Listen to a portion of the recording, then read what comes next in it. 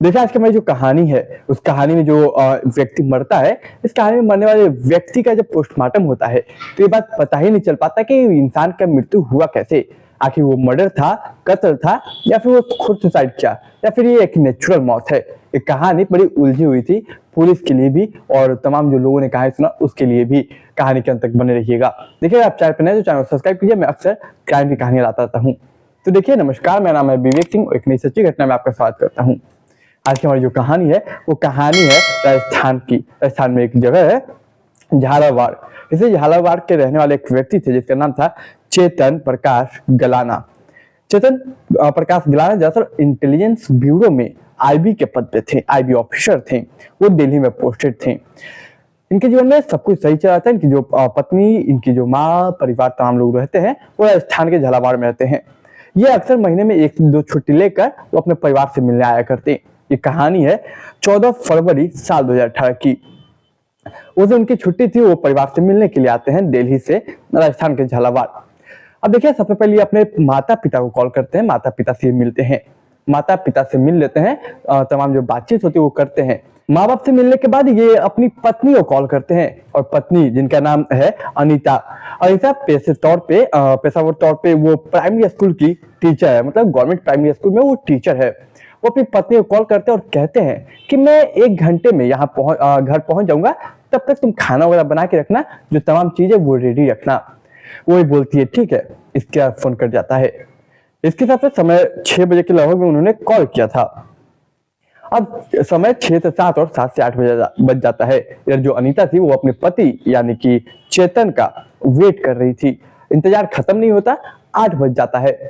जब 8 बजे तक नहीं आते चेतन प्रकाश गलाना, तब जाके वो अपने अपने पड़ोसी जिनका नाम था मनमोहन मीना को कहते हैं कि देखिए ना, मेरे पति है, वो आने वाले थे 1 घंटे में। 6 बजे कॉल किया था उन्होंने कि खाना वगैरह बना के रखना, मैं आ रहा हूँ। बट 8 बज गया, अभी तक वो आए नहीं। फिर मनमोहन मीना और उनकी पत्नी यानी कि जो आईबी ऑफिसर थे उसकी पत्नी अनीता दोनों मिलके खोजने लगते हैं, तमाम लोगों से पूछताछ करते हैं। बहुत कड़ी मशक्कत के बाद तकरीबन आधा घंटे या 2 घंटे के मशक्कत का पता चलता है कि वो एक रेलवे स्टेशन के पास पड़े हुए हैं। वो वहां पे जाते हैं और रेलवे स्टेशन के पास वो जब जाते हैं, वहां पे भवानी मंडी है, भवानी मंडी पर एक रेलवे स्टेशन, वहां पे जाते हैं तो वहां पे बेहोशी हालात में वो आईबी ऑफिसर यानी कि चेतन मिलते हैं। जब बेहोशी हालात में चेतन मिलते हैं तो उन्हें वहां के नजदीकी हॉस्पिटल ARJ हॉस्पिटल में पहुंचाया जाता है। डॉक्टर चेक करते हैं और कहते हैं आप किसे लाए हैं, ये इनके अंदर बेहोश ही नहीं है, भाई ये बेहोश नहीं हुए, ये मर चुके हैं।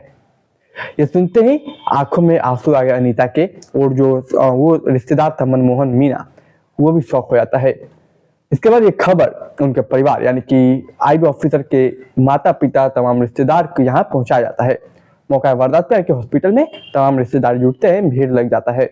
इधर पुलिस को भी सूचना दी जाती है कि कैसा सा केस है। पुलिस फोन आती है और आने के बाद एक FIR दर्ज करती है। एक सस्पेक्टेड डेट इसे करार देती है। सस्पेक्टेड डेट इसलिए क्योंकि मरने की वजह क्या है ये पता नहीं। पुलिस सबसे पहले पत्नी से बयान लेती है। पत्नी कहती है कि उन्होंने कहा था कि 1 घंटे में घर आएंगे, लेकिन वो घर नहीं आते हैं। फिर मैं एक पड़ोसी अपने रिश्तेदार यानी कि मनमोहन मीना के साथ जाती हूँ और तब जाके वो यहाँ पे मिलते हैं। वो बेहोशी के हालात में, हमें लगा बेहोश है, लेकिन डॉक्टर कहते कि वो मर गए। इसका सस्पेक्टेड डेट के हिसाब से FIR दर्ज की जाती है और 15 फरवरी साल 2018 को पोस्टमार्टम किया जाता है। पोस्टमार्टम रिपोर्ट में सबसे चौंकाने वाली बात सामने आती है कि कुछ आता ही नहीं है। मतलब मौत की वजह क्या है ये सामने ही नहीं आती। किसी ने इसका कत्ल किया या फिर ये नॉर्मल नेचुरल डेथ है, कुछ सामने नहीं आता है। अब ये बात पुलिस के लिए उलझने बढ़ा देती है। ये पे बिस्तर रिपोर्ट भी आता है, बिस्तर रिपोर्ट में कुछ सामने नहीं आता। एक समान मौत के हिसाब से पुलिस सोचती कि एक समान मौत है, एक छोड़ देते हैं, क्योंकि पुलिस ने इन्वेस्टिगेशन कर ली। सबसे पहले दोस्त, रिश्तेदार और परिवार से पूछताछ किया कि किसी के साथ दुश्मनी, किसी दोस्त रिश्तेदार के साथ, यहाँ तक कि आईबी दिल्ली में जब पोस्टेड थे, आईबी इंटेलिजेंस ब्यूरो में, वहाँ तमाम जो दोस्त थे, रिश्तेदार थे, जो लोग भी थे वहाँ पे, सभी से पूछताछ की जाती है। ऐसा कोई झगड़ा सामने से आता नहीं, ऐसा कोई व्यक्ति का नाम निकल के सामने नहीं आता जिस पे शक किया जाए। घर में भी घरेलू उपचार पे भी देखा जाता है, कहीं कुछ नहीं होता। अब किया तो क्या किया जाए। इसे एक समान मौत देकर पुलिस इस केस को लगभग कह सकते क्लोज करती, चार्जशीट वगैरह फाइल करती, तमाम चीजें होती। क्योंकि पुलिस को कोई वजह नहीं मिलती डेट का कि ये मृत्यु या फिर मर्डर है, इसे समान मौत करार दे देती। लेकिन जो आईबी ऑफिसर चेतन के पिता थे उन्हें ये एक समान मौत नहीं लगती है। लगभग इस घटना का 3 महीना गुजर जाता है। उसके जो पिता थे वो कोर्ट में अपील किए जाते हैं, अपील ये करते हैं कि ये एक मर्डर है ना कि एक समान मौत है।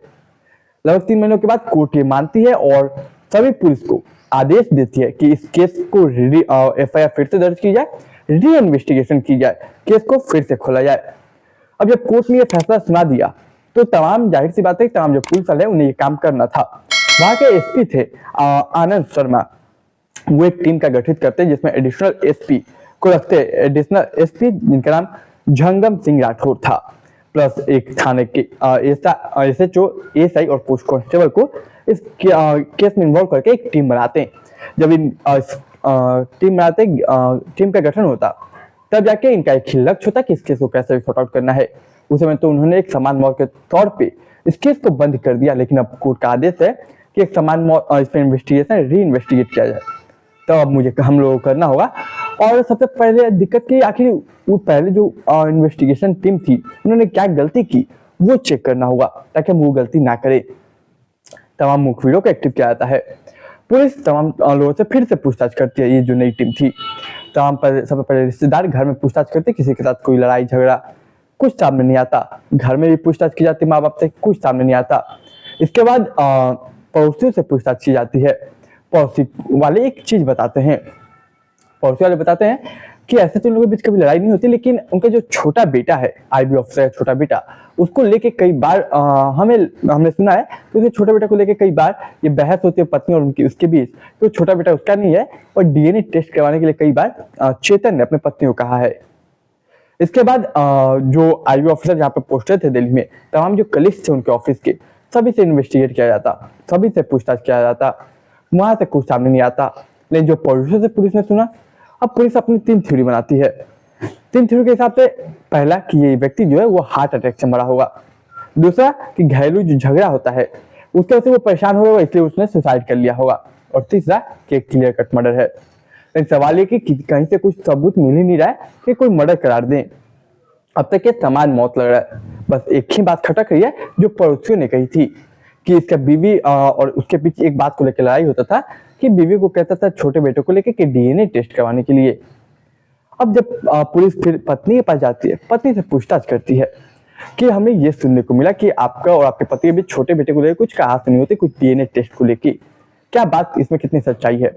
तो तमाम जो अनिता जो थी उसकी प्राइमरी स्कूल की टीचर और चेतन की पत्नी, वो कहती कि ऐसा कुछ नहीं है, बस वो लोग भड़का रहे हैं और एलिगेशन लगा रहे हैं। इसके बाद पुलिस बोलती है चलो एलिगेशन से सही एक बार इन्वेस्टिगेट करके देखते हैं। फिर जाके कुछ मुखबिरों को एक्टिव किया जाता है और जिस शख्स पे शक जताया जाता तब एक शख्स का नाम सामने आता और वो नाम था परवीन राठौर। पुलिस परवीन राठौर की पूरी हिस्ट्री कुंडली खंगालती, तब पता चलता है कोई राजस्थान में एक कांस्टेबल के पद पे तैनात है। इसके बाद आखिर परवीन राठौर का और ये महिला अनीता जो कि सरकारी टीचर है उसका रिश्ता क्या है, तब जाके एक गुत्थी सुलझती पुलिस की, ये उलझा केस तब जाके सुलझता। ओवरऑल जो कहानी है वो मैं आपको अब बताता हूँ। तो चैनल को अगर नए हैं तो चैनल को सब्सक्राइब कर लीजिए। देखिए बात तकरीबन साल 2008 की है। सबसे पहले मैं बता दूं कि अनीता और जो ये शख्स है परवीन राठौर दोनों बचपन के दोस्त हैं, बहुत अच्छे और बहुत घुले मिले। साल 2008 में अनीता जो है उसकी जॉब लग जाती है गवर्नमेंट टीचर यानी कि प्राइमरी स्कूल में। जब जॉब लग जाती तो ये जो बचपन का दोस्त परवीन राठौर था वो शादी का ऑफर रखता उसके माँ बाप के सामने, यानी अनीता के माँ बाप के सामने। लेकिन अनीता के माँ बाप उससे शादी नहीं करते क्योंकि उस वक्त वो तकरीबन कह सकते हैं बेरोजगार था। इसके बाद देखिए वक्त गुजरता है, माँ बाप फौरन दूसरा लड़का खोजने लगते हैं ताकि वो अपनी बेटी अनीता की शादी कर सके। इसी बीच उनकी मुलाकात होती है दिल्ली में पोस्टेड एक आईबी ऑफिसर चेतन प्रकाश गलाना से। उनके परिवार से मिला जाता, बात किया जाता, सभी चीज पसंद आ जाता। इसके बाद उसकी शादी साल 2011 में कर दी जाती यानी कि अनीता की। इसके 1 साल बाद साल 2012 में उनका एक बच्चा होता। अब साल 2012 में बच्चा होता है, उसके बाद ये लोग अपना पति पत्नी और बच्चा तीनों लोग एक साथ खुशी से और एक साथ रहते हैं। इधर जो आईबी ऑफिसर थे उन्हें महीने में लगभग 1 या 2 छुट्टी मिलती और इसी छुट्टी में वो अपने घर पत्नी और माँ बाप से मिलने अक्सर आया करते हैं। इधर देखिए, इधर वो जो शख्स था उसकी भी राजस्थान पुलिस में, यानी कि प्रवीण की भी राजस्थान पुलिस में एज अ कांस्टेबल जॉब लग जाती है। इसके बाद वो भी शादी कर लेता है एक महिला से। एक महिला, इसका नाम था एक नाम था, मैं नहीं बता सकता, माफ कीजिएगा। तो महिला से शादी कर लेता। अब साल 2014 के दिसंबर के महीने में दरअसल उसकी जो पत्नी थी परवीन राठौड़ की, उसकी भी गवर्नमेंट स्कूल में वो जॉब लग जाता, यानी कि वो भी प्राइमरी स्कूल में जॉब लग जाता, उसका शिक्षक बन जाती।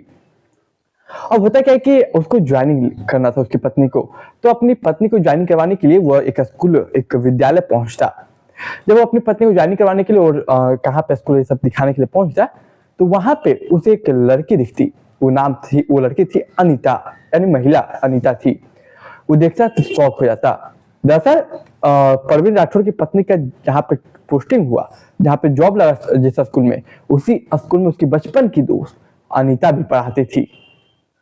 जब ये देखा, उसके बाद वो अपने बचपन की दोस्त अनीता से अक्सर मिलने लगा। दोस्ती फिर हुई, दोस्ती धीरे धीरे गहराती गई। अब ये लोग अक्सर मिलने लगे। अब पति तो हमेशा बाहर रहता। इधर देखिए, ये जो था परवीन, वो उसका दोस्त था, तो अक्सर उसका घर जाने लगा, यानी कि अनीता के। लेकिन जो लड़के के, मतलब कि चेतन के माँ बाप थे, वो एक दिन बोल देते हैं कि बेटा परवीन, तुम देखो गैर मौजूदगी में मत आया करो। जब देखिए, जब इतनी सारी चीजें हो गई, जब माँ बाप ने रोका चेतन की उसकी पत्नी को परवीन से मिलने से, तब परवीन की माफ किया, चेतन की जो पत्नी अनीता थी, वो कहते कि आपको इतना दिक्कत है तो मैं इसे अपना मुंह भोला भाई बना लेती हूँ। ये बात जब सामने आई, तो अब किसी को आपत्ति क्या ही होगी। और जब आपत्ति किसी को नहीं होती, क्योंकि अब अनीता ने परवीन को मुंह बोला भाई बना लिया। इसके बाद अब ये बात कहीं ना कहीं परवीन को खटकती। वो अपनी पत्नी को एक सलाह देता है कि क्यों ना एक नया घर ले लेती, एक अलग घर ले लेती। पत्नी भी मान जाती, यानी कि चेतन की पत्नी। और फिर वो लोग हाउसिंग कॉलोनी में आ जाते हैं। पहले वो गैत्री कॉलोनी में रहते थे, और हाउसिंग कॉलोनी में चेतन की पत्नी अनीता एक घर ले लेती।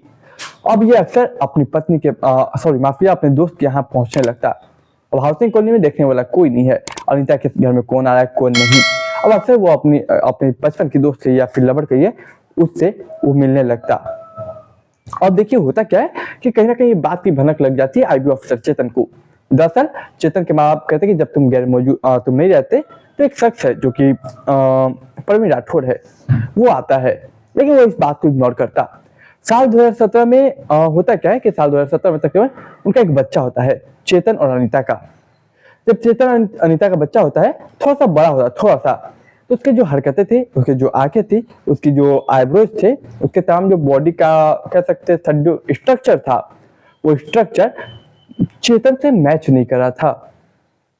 तब चेतन को याद आता है कि उसकी माँ ने कहा था, उसके पिता ने कहा था कि कोई शख्स आता था, और उस वक्त उसको अपने छोटे बेटे पे ये शक होता है कि शायद वो उसका बेटा नहीं है, ये बेटा परवीन राठौर और अनीता का है। और ये डाउट उसके परिवार वालों को भी थी। और इसलिए जो चेतन था, वो कहता है कि मुझे डाउट है और मुझे डीएनए टेस्ट चाहिए, डीएनए रिपोर्ट मुझे चाहिए कि ये बेटा मेरा है या फिर परवीन राठौर का है। पत्नी कहते ऐसा कुछ नहीं है। इस बात को लेके अक्सर दोनों के बीच काफी झगड़ा होता। इस बात का भनक लगता है परवीन राठौर को। पत्नी जो थी, यानी कि अनीता, वो कहती कि क्यों ना इसे अपने पति को रास्ते से हटा दे, और रास्ते से हटा देंगे तब अच्छा रहेगा, और शायद अब हम लोग उनको मिलने में दिक्कत नहीं होगा और कोई रोक टोक नहीं होगा। ये आइडिया पसंद आता है परवीन राठौर को। अब देखिए, परवीन राठौर को ये तो आता है प्लान पसंद, लेकिन देखिए उस वक्त जब ये लोग बातें करते थे, धोखा दे थे। दरअसल अनीता पे 2 फोन था जो कि पुलिस वालों ने मिस किया था, पहला इन्वेस्टिगेशन वालों ने। 2 फोन था, एक फोन से वो अपने पति से बात करती थी, और दूसरा जो फोन था, उस फोन से वो अपने लवर यानी कि प्रेमी से बात करती थी। और पहला फोन तो सबको पता था, लेकिन दूसरा फोन छुपा के रखती थी। और यही मिस हुआ था पहले इन्वेस्टिगेशन टीम से, जिसकी वजह से ये मामला सामने नहीं आया। अब मारना तो था, लेकिन मारे कैसे? उसका एक दोस्त था शाहरुख, वो उसका सहारा लेता है। शाहरुख जो कि ARTO में एजेंट था। उसे 3 लाख रुपए में फिक्स किया जाता है कि इसके पति को मारना है। वो ये कहता है कि देखो, उसके बहनोई है, उसका बहनोई इसे काफी परेशान करता है, इसलिए मैं मारवाना चाहता हूँ। उसे पैसों से मतलब था शाहरुख को। बोलता है ठीक है। अब मारे तो मारे कैसे? सबसे बड़ा सवाल था कि आखिर मारा कैसे जाए। ऐसे मारना है कि कोई फंसे ना, कि मारने पे अगर फंस जाए तो फिर दिक्कत हो जाएगा, फिर धीरे धीरे करके सारा नाम खुल जाएगा। इसके बाद वो लोग बोलते हैं ठीक है मारा जा देता है। फिर उन्हें जैसा कि इन्फॉर्मेशन पता था कि महीने में 1 से 2 बार आता है अपने माँ बाप पत्नी से मिलने। तो पहला बार जो था उन लोगों ने शायद 25 दिसंबर साल 2017 को ट्राई किया था मारने का। साल 2017 ठंडा का मौसम था, उसे बता दिया गया था इस रूट से आएगा मार देना। शाहरुख मारने के लिए जाता है, लेकिन ठंड की वजह से जो चेतन था वो अपना चेहरा ढका रहता है तो वहां से बच जाता है, इत्तेफाक से कह सकते बच जाता है। इसके बाद 4 जनवरी साल 2018 को फिर से मारने के लिए अटेम्प्ट किया जाता है। कहा जाता है कि ये स्कूटी से यहाँ पे जा रहा है, ट्रक से ठोक दो। हालांकि वो स्कूटी से निकलता है, ट्रक भी उसे ठोकने की कोशिश करती है, लेकिन मिस हो जाता है ट्रक, यहाँ भी बच जाता है। ऐसे करके तकरीबन 4 बार कोशिश किया जाता है उसे मारने का, लेकिन कोई मारने में कामयाब नहीं होता। इसके बाद 14 फरवरी साल 2018 में जब वो कॉल करता है कि मैं यहाँ आ रहा हूँ, 1 घंटे में पहुंच जाऊंगा घर, अब यहाँ हूँ, यहाँ से निकल रहा हूँ, तब जाके ये पत्नी सारा इंफॉर्मेशन अपने लवर यानी कि परवीन राठौर को देती। और जब राठौर को देती, इसके बाद वो राठौर शाहरुख को देता और कहता है कि वहां पे जो एक रेलवे स्टेशन है झालावाड़, वहां पे उस रेलवे स्टेशन से वो निकलेगा। अब झालावाड़ पे उसका वेट किया जाता है यानी कि चेतन का। जैसे वो रेलवे स्टेशन से बाहर आता, एक कार लगी थी, कार में 3 लोग थे। तीनों लोग मिलकर उसे किडनैप कर लेते हैं। 3 लोग में एक संतोष नाम का व्यक्ति था, एक शाहरुख था और एक वो खुद परवीन था। अब संतोष का क्या रोल है वो मैं आपको आगे बताता हूँ। दरअसल ये तीनों मिलते हैं और किडनैप कर लेते हैं कार में। इसके उसे एक इंजेक्शन दिया जाता और ये इंजेक्शन लाने का काम ही संतोष करता है। दरअसल वो मेडिकल लाइन में कुछ था, अब क्या था मुझे अच्छे से आइडिया नहीं, कुछ इन्फॉर्मेशन था उसके पास, और ये इंजेक्शन का ओवरडोज उसे दिया जाता है। अब इस इंजेक्शन का खास बात ये था कि इस इंजेक्शन लाने के बाद उसकी जो मृत्यु होगी, ये इंजेक्शन कोई भी पोस्टमार्टम रिपोर्ट में नहीं आ सकता। ये इंजेक्शन का खास बात था, इसलिए जब पोस्टमार्टम हुआ तो मौत का वजह पता ही नहीं चला, क्योंकि ये इंजेक्शन इतना ऐसा उसके अंदर क्वालिटी है कि वो इंजेक्शन पोस्टमार्टम में नहीं आ सकता था और ओवरडोज दे के उसे मार दिया जाता। उसका उसे बताया जाता उसकी पत्नी अनीता को, तब जाकर उसकी पत्नी अपना नकली नाटक करती खोजने का। जब ये कहानी सामने आती, चार्जशीट फाइल होता और ये कहानी केस अभी साल 2025 में चल रहा है और बहुत जल्द अब फाइनली सजा मिलेगी। तो देखिए सबसे बड़ी बात यह है कि अगर जो चेतन के पिता थे और वो अपील नहीं करते 3 महीने तक लगे नहीं रहते इस केस में, तो शायद ये केस कब खत्म हो जाता। पहली इन्वेस्टिगेशन टीम ने जो गलतियां की, फोन नहीं पकड़ी दूसरी, उसके वजह से जो मिसिंग हुआ था उसके वजह से ये केस हमेशा यूं ही छोटा रह जाता, बचा रह जाता और कहीं ना कहीं एक समान मौत के जो करार दे दिया गया था वो समान ही मौत रह जाता, पता ही नहीं चलता कि मर्डर किया गया था। तो देखिए ये कहानी सुनाने का उद्देश्य किसी को डराना, किसी को परेशान करना, किसी का दिल दुखाना नहीं, बल्कि कल समाज में जागरूकता फैलाना है। आप चैनल पर नए हैं तो चैनल को सब्सक्राइब कीजिए, वीडियो को लाइक कीजिए, कमेंट कीजिए, शेयर कीजिए। मैं मिलूंगा एक नई कहानी में, तब तक के लिए आप मुझे इजाजत दीजिए।